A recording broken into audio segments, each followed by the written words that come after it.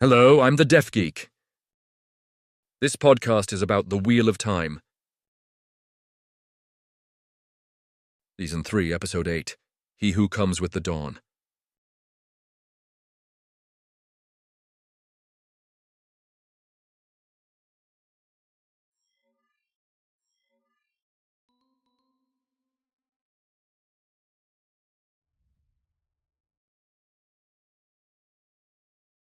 This is the final episode of Season 3, and boy is it jam-packed. I'll briefly recap 3 storylines. First, over in Tanchico, Nynaeve and her detective agency are trying to locate the 3 components of the male Adam. Will they succeed? Meanwhile, Min has to confront one of her deadly visions coming true. Over in the White Tower, Elida is plotting a coup to overthrow Siuan. Will Elida be successful or die trying? Finally, over in the Ale Waste, Rand has decided it's finally time for him to declare himself as their Kara Karn. How willingly will the Ale accept this announcement?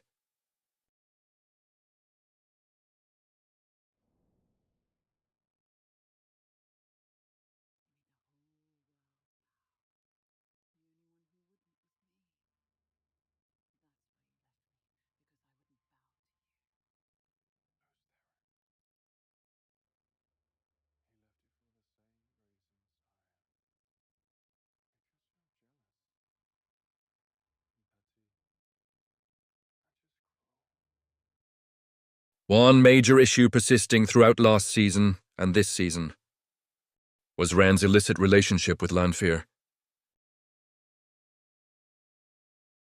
Rand had the I-can-fix-her mentality regarding Lanfear. He was trying to rescue Lanfear from her dark oaths. But actually Lanfear was manipulating Rand this whole time. Rand's friends convinced him of the truth. As we just saw in the clip, Rand's finally drawn his line. He will no longer be in a relationship with Lanfear. It's over. And do you think Lanfear will just accept this? Haha, no. She's irate and will be causing a great deal of chaos from now on. But the point is, Rand has moved on and has stopped trying to save Lanfear. Lanfear can't be saved. She's too selfish and is a monster. To think otherwise is sheer folly.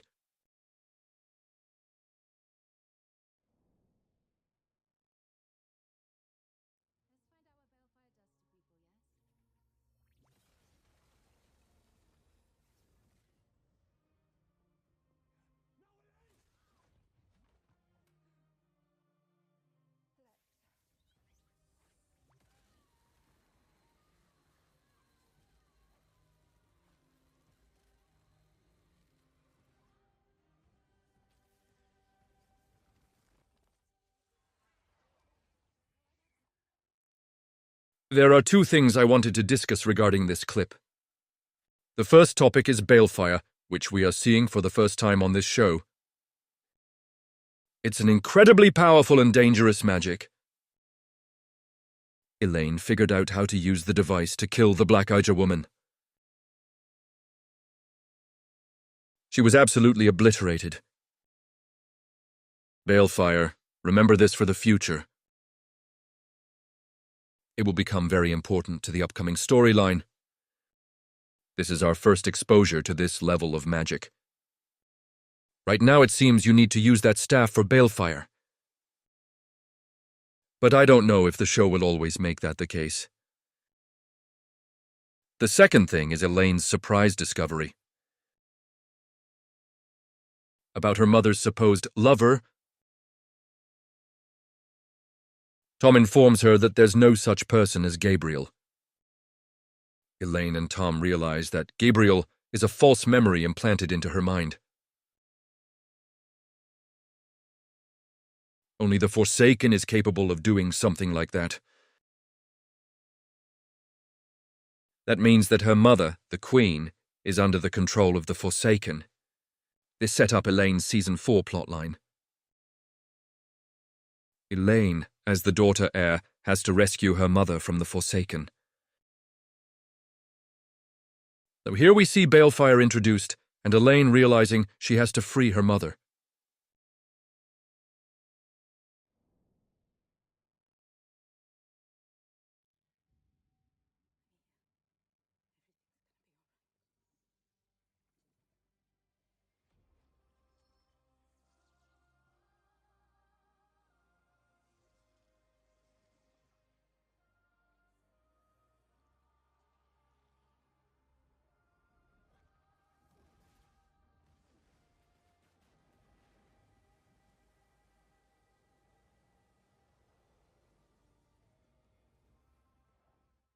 This episode had two significant character moments.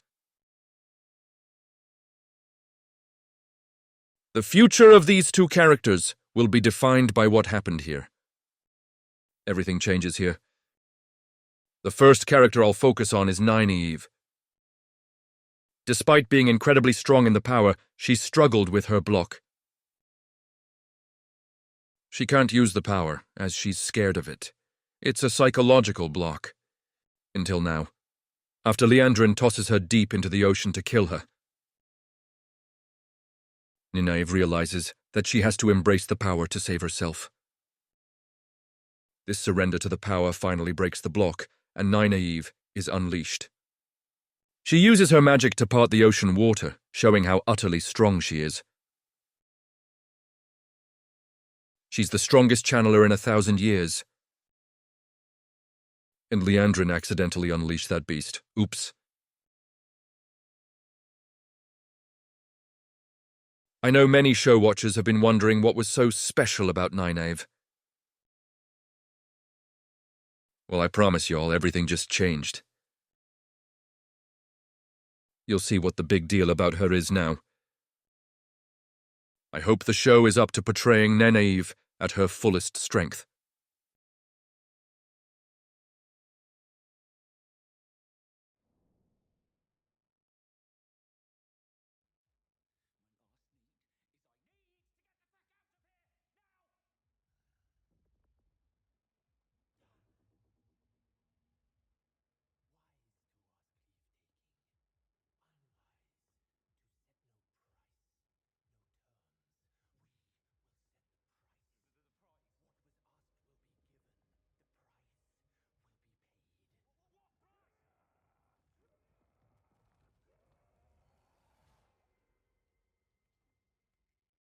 Now we're done with Nynaeve's glow-up moment. We move on to the second character who had a major level up, Mat. He finally got to meet the Eelfinn. They're that weird fox-like beings we saw. The Eelfinn gives Mat 3 things he needs. The first thing Mat asks for is something to protect himself from women's magic. aka the One Power. The second thing is for his memories to be fixed. We don't know how that got fixed yet, just that it's fixed. The third thing was for Mat to get out of that dangerous place. So Mat escapes, but pays the Eelfinn's price to do so. Just like Nynaeve, everything will change completely for Mat. The Mat that we should see from this point onwards will be different. It's a turning point. Min's vision where he saw Mat die by hanging came true. The Eelfinn's price was Mat's death by hanging. Luckily, Min was able to bring Mat back to life. So Min's vision was true, but luckily it didn't result in Mat's permanent death. Now it was a blink and you'll miss it, but look carefully at the scene. Look at what the rope was attached to. That spear in the twisted doorframe. That weapon will be vital in the future. Watch carefully for it.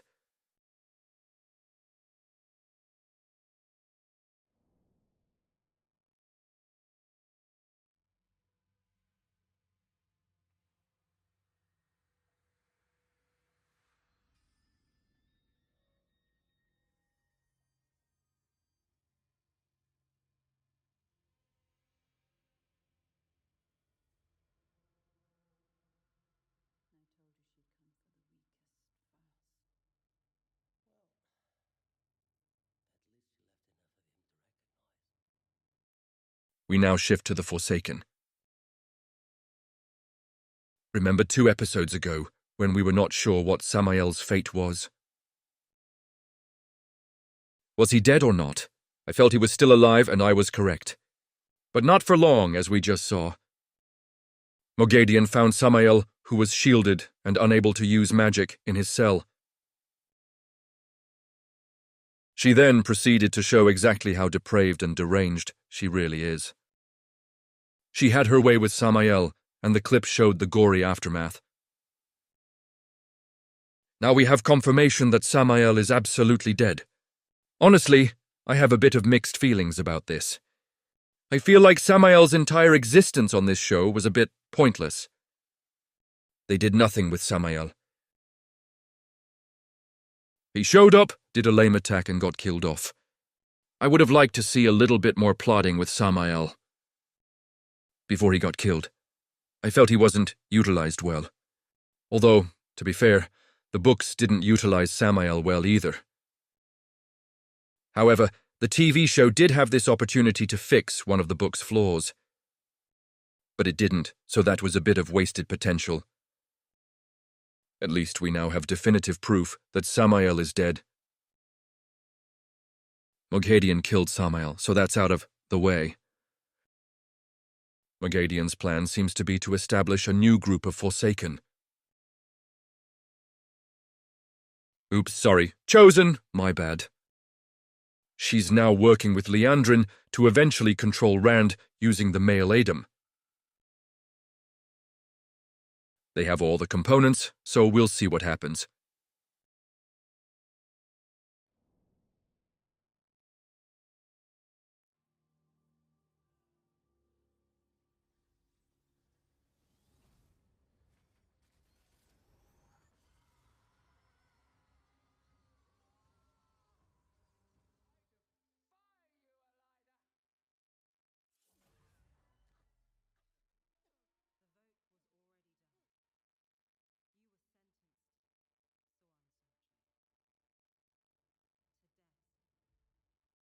We've now worked our way to the climax of Season 3.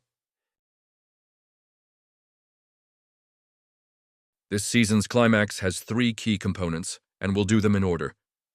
First, the confrontation in the White Tower between Siuan, the Amirlin seat, and Leda, who left the White Tower, then returned.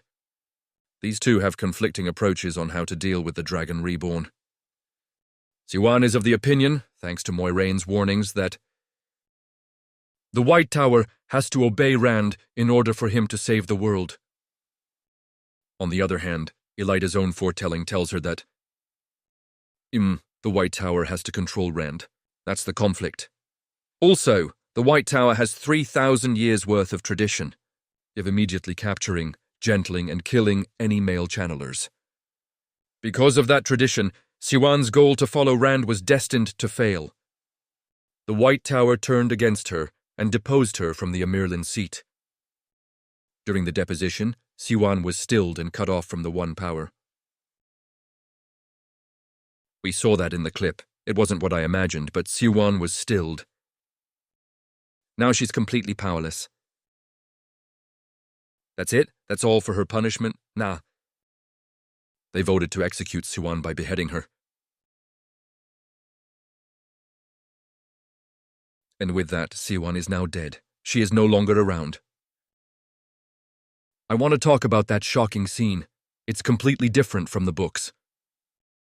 Yes, Siuan was stilled in the novels, but she was able to escape the White Tower. She then goes on to have an entire new story arc after this event.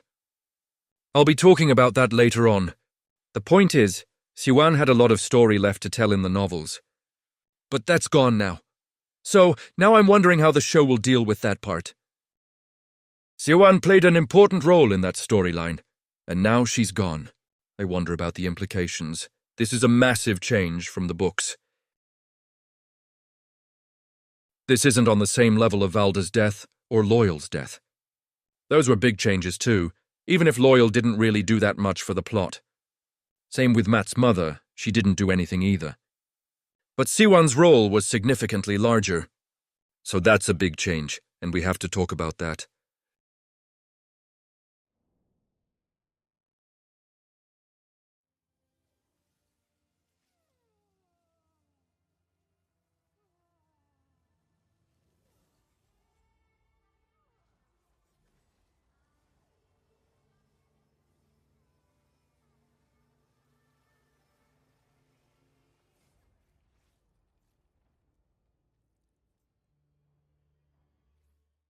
The second major part of the climax was Moiraine's battle with Lanfear.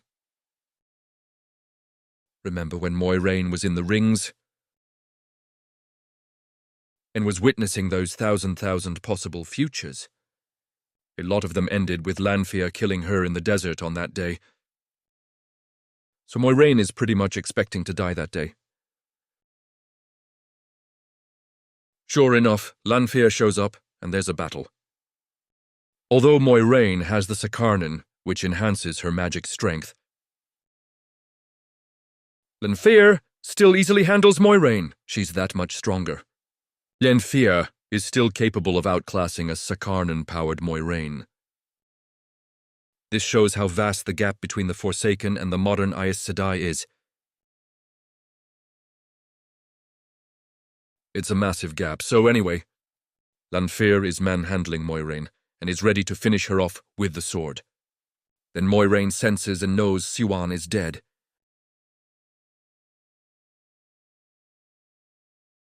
This fills Moiraine with absolute rage, and she rallies back against Lanfear. She breaks through Lanfear's shield and is able to land a killing blow. Unfortunately, Lanfear is too good to be taken down like that, and she escapes. But in doing so, she creates a gateway. Moiraine saw this being created. Again, this is another game changer. It's a key moment. I don't know if the show will capitalize on this, but it's important. Lanfear has access to various magic that the modern Aes Sedai can't even imagine. And she just revealed one of them to Moiraine. Wow.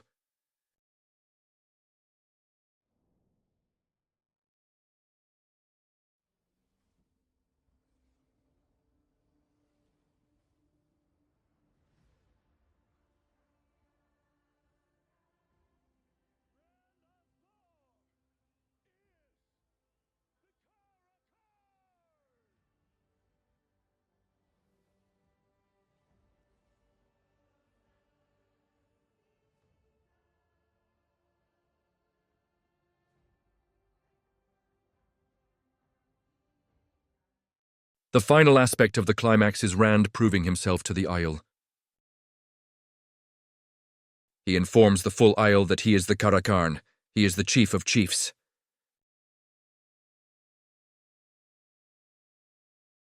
However, there's a hitch. Remember when he ended things with Lanfear? And Lanfear's not going to just accept that. She heads over to the Shaido Aiel, the troublemakers. Lanfear then gives Couladin, whom we briefly saw before, fake dragon tattoos. This gives the illusion that Couladin is the actual Karakarn. So when Rand arrives at the site, Couladin has already declared himself the Karakarn. The crowd is split between them, and Rand realizes he has to do something drastic. He is going to absolutely break the Aiel. He stands up to a nation of toughened warriors who hold oaths sacred,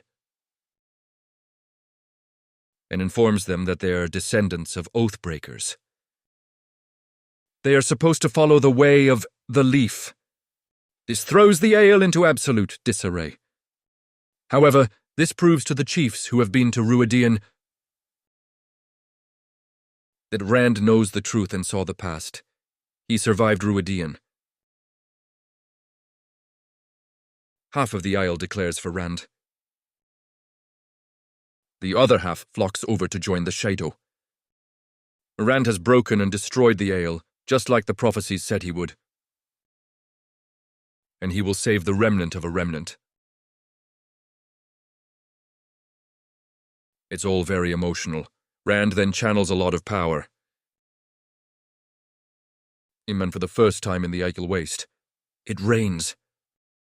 Suddenly there's water, a highly valuable resource for the Aiel. This is what prompts the Aiel to embrace him as their Karakarn. Unfortunately, the Shaido rebel against this and decide to follow Couladin instead. This establishes a major conflict for Dune next season.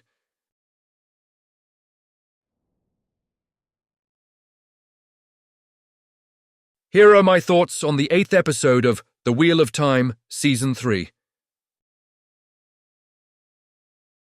I'll be focusing only on the episode itself. I've talked about my criticism of previous seasons. 1 and 2 before. Both of them had weak and disappointing finales. Yeah, there were external reasons, but the finales were still flat. I was concerned this pattern might repeat. The good news is, nope, there was an improvement. This finale wrapped up 3 storylines: Tanchico, White Tower, and Ale Waste. The overlapping story beats were expertly done. I was absolutely engaged by the episode. Even the climax was well done, particularly the Lanfear-Moiraine battle. The White Tower scenes were, whoa, an amazing improvement. Yes, it drastically changed events from the books. Now let's talk about the elephant in the room. Namely, the death of Siuan. Yeah, that didn't happen in the novels. Siuan survived the coup and had an important role in the following storyline. Her absence will greatly impact that plot. It makes me wonder how the show will handle that story. I'm pretty sure that storyline will still happen. It has to happen. You can't cut that plot out. It's just that Siuan won't be involved. It's more likely another character will occupy Siuan's role. I'm curious to see how that all goes. I've seen some chatter on the internet, and whoa, people are upset. They're upset about this death, and I get it. Book readers are irate about this massive change from the novels. This isn't a minor change like the other deaths. This one is huge. They feel like the show is destroying Robert Jordan's legacy. I don't necessarily agree, but I do understand where that sentiment is coming from. I agree this change is significant. Then there are those in the community who are concerned that we had a lesbian couple, with one of them being POC, and that one was killed off. They dislike the optics of that particular trend. To be honest, looking back, I had a feeling this would happen. Siuan's death was heavily foreshadowed, with lots of clues. I've strongly suspected Siuan would die during this coup. So when it actually happened, it made sense to me. But I do understand why people are upset. I don't fully agree, but I get it. My rating for this episode is a 9 out of 10. I thought this episode knocked it out of the park. The death aside, all of the storylines had logical conclusions. If you can put the book aside, what we saw was inevitable. This episode was exhilarating and well done. 9 out of 10.